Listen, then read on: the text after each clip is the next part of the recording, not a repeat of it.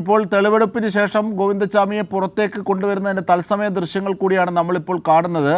അതായത് തെളിവെടുപ്പ് പൂർത്തിയാക്കിയ ശേഷം, കാരണം ജയിൽ ചാട്ടം എന്നത് പ്രത്യേക ഒരു കേസായി കണ്ണൂർ പോലീസ് രജിസ്റ്റർ ചെയ്തു കഴിഞ്ഞു. അതിൻ്റെ ഭാഗമായി ഗോവിന്ദച്ചാമിക്കെതിരായ നടപടിക്രമങ്ങളാണ് ഇപ്പോൾ പുരോഗമിക്കുന്നത്. അതിലെ നിർണായകമായ തെളിവെടുപ്പ് എന്ന പ്രക്രിയയാണ് അവിടെ നടന്നിരിക്കുന്നത്. അപ്പോൾ ജയിൽ ചാടിയ സ്ഥലം, അതിനുപയോഗിച്ച സ്ഥലങ്ങൾ, അതൊക്കെ വിശദീകരിക്കുന്നതൊക്കെ പ്രതിയുമായി നേരിട്ടെത്തി അവിടെ അയാളിൽ നിന്ന് തെളിവുകൾ ശേഖരിക്കുന്ന ഒരു രീതിയാണത്. അതിൻ്റെ ഭാഗമായിട്ടാണ് ജയിലിനുള്ളിലേക്ക് നേരത്തെ കയറിപ്പോയത്. ആ തെളിവെടുപ്പ് പൂർത്തിയാക്കിയ ശേഷം ഗോവിന്ദച്ചാമിയുമായി പോലീസ് ഉദ്യോഗസ്ഥർ തിരിച്ചെത്തുന്ന തത്സമയ ദൃശ്യങ്ങളാണ് നമ്മളിപ്പോൾ കാണുന്നത്. ഗോവിന്ദച്ചാമി തെളിവെടുപ്പിന് ശേഷം വലിയൊരു ജനരോഷം കൂടി ഗോവിന്ദച്ചാമിക്കെതിരെ ആഞ്ഞടിക്കുന്ന കാഴ്ച കൂടിയുണ്ട്. പക്ഷേ അയാളുടെ മുഖത്ത് കൂസലില്ലായ്മയല്ല ഉള്ളത്. സാധാരണഗതിയിൽ അത്തരം ക്രിമിനലുകൾ കാണുന്നൊരു കൂസലില്ലായ്മയുണ്ട്. അതല്ല അയാളുടെ മുഖത്ത് കാണുന്നത്. അയാളുടെ ഒരു പരിഭ്രമമുണ്ട്. അയാളിൽ എന്തൊക്കെയോ ഒരു സമ്മർദ്ദവും പിരിമുറുക്കവും അയാളുടെ മുഖത്ത് കാണാം. അതൊക്കെ സ്വാഭാവികമായും ഉണ്ടാകുന്നതാണ്. പക്ഷേ കൊടും ക്രിമിനലുകളെന്ന് നാം വിവക്ഷിക്കുന്നവരുടെ ഭാഗത്ത് അത്തരത്തിലൊരു ഭാവങ്ങൾ സാധാരണഗതിയിൽ ഉണ്ടാകാറില്ല. പക്ഷേ എന്നിരുന്നാലും ഒരു പെൺകുട്ടിയെ, അതും മുറിവേറ്റ് തകർന്നു കിടന്ന ഒരു പെൺകുട്ടിയെ ക്രൂരമായി തൻ്റെ ലൈംഗിക ഇച്ഛയ്ക്ക് ഉപയോഗിച്ച നരാധമനാണ് ഗോവിന്ദച്ചാമി. ആ അർത്ഥത്തിൽ കൊടും കുറ്റവാളി തന്നെയാണ്. പക്ഷേ അയാളുടെ മുഖഭാവം ഇപ്പോൾ ഒരു സമ്മർദ്ദത്തിൻ്റേതാണ് എന്നതാണ് ഒരുപക്ഷെ ഞാൻ നിരീക്ഷിച്ചത്. ശ്രീ സുഭാഷ് ബാബു, നമുക്ക് തിരിച്ചെത്തിയാൽ തെളിവെടുപ്പ് പൂർത്തിയാക്കി ഇനിയുള്ള നടപടിക്രമങ്ങൾ അതിൻ്റെ മുറയ്ക്ക് പുരോഗമിക്കും. ഈ ഏറ്റവും പ്രധാനപ്പെട്ട ഒരു കാര്യം, ഇപ്പോൾ നമ്മൾ ഈ റെട്രിബ്യൂട്ടീവ് തിയറിയും റിഫോർമേറ്റീവ് തിയറിയും ഒക്കെ പറഞ്ഞു. പക്ഷേ ഡോക്ടർ ജയപ്രകാശ് പറയുന്നത് ഡെറ്ററൻറ്റ് തിയറിയാണ്. അതായത്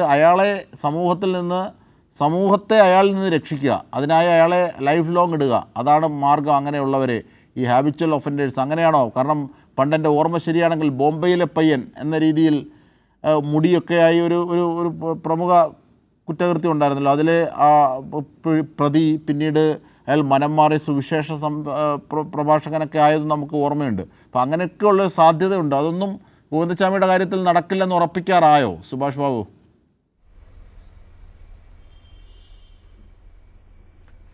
അല്ല, അതിൽ അദ്ദേഹത്തെ പിന്നീട് അയാളെ മനഃശാസ്ത്രപരമായി പഠിക്കേണ്ടതായിട്ടുണ്ടായിരുന്നു. എന്തായാലും അദ്ദേഹം മാറില്ല എന്നുള്ളതാണല്ലോ നമ്മളിതിൽ നിന്ന് മനസ്സിലാക്കേണ്ടത്. അത് നേരത്തെ തിരിച്ചറിയുമായിരുന്നെങ്കിൽ വേണ്ടത് അദ്ദേഹത്തിന് കൂടുതൽ ശ്രദ്ധയോടുകൂടി ഏതെങ്കിലും ഒരു ഭാഗത്ത് പാർപ്പിക്കുകയും കംപ്ലീറ്റ് ഐസൊലേഷൻ, ബാക്കിയുള്ള ആളുകളിൽ നിന്ന് പൂർണ്ണമായിട്ട് മാറ്റപ്പെടുകയും ജയിലിൽ പോലും സ്വതന്ത്രമായി സഞ്ചരിക്കാനുള്ള സ്വാതന്ത്ര്യം നൽകാതെ ഭക്ഷണം അദ്ദേഹത്തിൻ്റെ സെല്ലിൽ കൊടുക്കുന്ന സംവിധാനങ്ങളൊക്കെ നമുക്കുണ്ട്.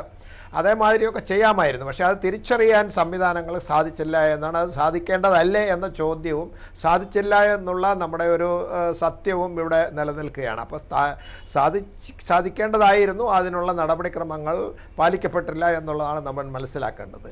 ഇനിയും അദ്ദേഹത്തെ സംബന്ധിച്ചിടത്തോളം അദ്ദേഹം മാറുന്നോ ഇല്ലയോ എന്നുള്ളത് പ്രശ്നമല്ല. കാരണം ഇപ്പോൾ എസ്കേപ്പ് ഫ്രം കസ്റ്റഡി എന്ന് പറഞ്ഞിട്ടൊരു കേസെടുക്കും. ആ കേസെടുത്തു കഴിഞ്ഞാൽ അതിനകത്ത് 7 കൊല്ലോ വരെ 5 കൊല്ലോ 7 കൊല്ലോ മറ്റേ ശിക്ഷയുള്ളതെന്നാണ് എൻ്റെ ഓർമ്മ. അപ്പോൾ അത്രമാത്രമേ അദ്ദേഹത്തിന് കിട്ടാൻ വഴിയുള്ളൂ. അല്ലാണ്ട് മറ്റേ കേസിലേക്ക് ഇത് കൂട്ടി വായിക്കാനൊന്നും പറ്റില്ല. ഇത് ഒറ്റ കുറ്റമാണ്. ഈ കുറ്റം മാത്രമായിട്ട് വിചാരണ ചെയ്ത് അദ്ദേഹത്തിന് ശിക്ഷിക്കുന്ന സാഹചര്യമാണ് ഉണ്ടാകുന്നത്. അപ്പോൾ എന്നിരുന്നാൽ തന്നെയും ഇങ്ങനെയുള്ള ക്രിമിനലിന് പുറത്തേക്ക് പോകാതിരിക്കാൻ ഉതകുന്ന രീതിയിൽ മറ്റ് ഏതെങ്കിലും നടപടിക്രമങ്ങൾ പരിശോധിക്കേണ്ടതാണ്. കാരണം കോടതിയുടെ ശ്രദ്ധയിൽ ഇത് പെടുത്തതിന് ശേഷം, കാരണം നടക്കാത്ത പല കാര്യങ്ങളും സുപ്രീം കോടതി നടക്കുന്നുണ്ടല്ലോ. അപ്പോൾ അതുകൊണ്ട് സുപ്രീം കോടതി അപ്രോച്ച് ചെയ്ത് കഴിഞ്ഞ് ഇങ്ങനെ ഒരു വ്യക്തി ഒരു കാരണവശാലും പുറത്തു പോകാൻ പാടില്ല എന്നുള്ളത് രീതിയിൽ ഇതിനകത്ത് ഈ ശിക്ഷയിൽ എന്തെങ്കിലും ഒരു മാറ്റം വരുത്താൻ സാധിക്കുമെന്ന് ശ്രമിച്ചു നോക്കാം. ചിലപ്പോൾ നമ്മൾ പോലും വിചാരിക്കാത്ത പല ഉത്തരവുകളും സുപ്രീം കോടതിയിൽ നിന്ന് പല കോടതികളിൽ നിന്ന് ഉണ്ടാകാറുണ്ട്. അപ്പോൾ അതുകൊണ്ട് അതും വേണമെങ്കിൽ ഗവൺമെൻറ്റിനെ ഒന്ന് പരിശോധിക്കാവുന്നതേ ഉള്ളൂ.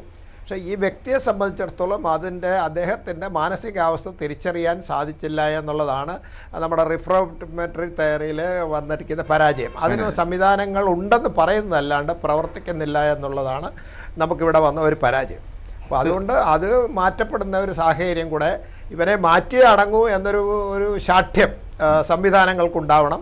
ജയിലുദ്യോഗസ്ഥന്മാരെ സംബന്ധിച്ച് അവരുടെ സ്റ്റാഫ് കുറവാണ്. എന്നാലും അതിനു വേണ്ടി പ്രത്യേകമായിട്ട് അവരുടെ അടുത്തുനിന്ന് ഓരോ ജയിലർമാരുടെ അടുത്തുനിന്നും ഈ അവിടുത്തെ തടവുകാരെ സംബന്ധിച്ചുള്ള പ്രത്യേക റിപ്പോർട്ടുകൾ എഴുതി വാങ്ങിച്ചു കഴിഞ്ഞാൽ അവർക്ക് ഭയമായിരിക്കും. എന്നാൽ തന്നെയും പേര് വെക്കാതെങ്കിലും എഴുതി തരാൻ വേണ്ടി ഒരു സംവിധാനം ഉണ്ടാക്കി കഴിഞ്ഞു കഴിഞ്ഞാൽ കുറച്ചൊക്കെ ഭംഗിയായിട്ട് ഈ കാര്യങ്ങൾ പോകും എന്നാണ് എനിക്ക് തോന്നുന്നത്. ഇപ്പോൾ അതിൻ്റെ അഭാവം തീർച്ചയായിട്ടും ഈ കേസിൽ പ്രതിഫലിക്കുന്നു എന്നാണ് എനിക്ക് പറയാനുള്ളത്.